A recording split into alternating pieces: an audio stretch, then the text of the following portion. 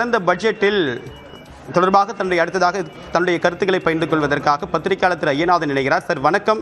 திமுக தேர்தல் அறிக்கை ஒரு கேம் சேஞ்சரா இருக்குமா? இதில் இருக்கக்கூடிய முக்கிய அம்சங்கள் என்ன? 8000 ரூபாய் கூப்பன் அப்படின்றது நேரடியா பணத்தை கொடுக்கறதுல என்ன மாற்றத்தை ஏற்படுத்தும்?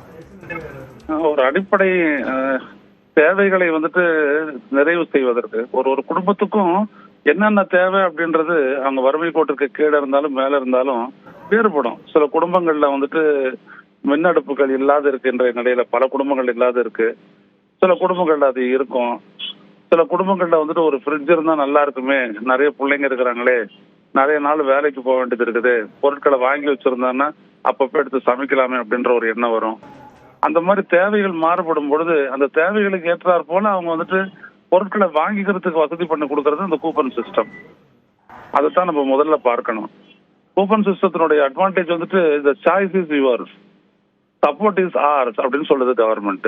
உங்களுடைய தேர்வு எங்களுடைய உதவி அப்படின்னு சொல்லிட்டு அதை கொடுக்குறாங்க. அதுதான் இதுல ரொம்ப ரொம்ப முக்கியம்.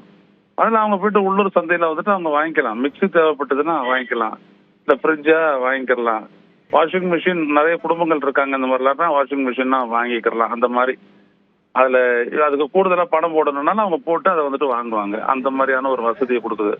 எல்லாம் வருமான வரி கட்டாத குடும்பங்கள் அவங்களுக்கு தான் இந்த வசதி எல்லாம் எக்ஸ்டெண்ட் பண்ணியிருக்கிறாங்க.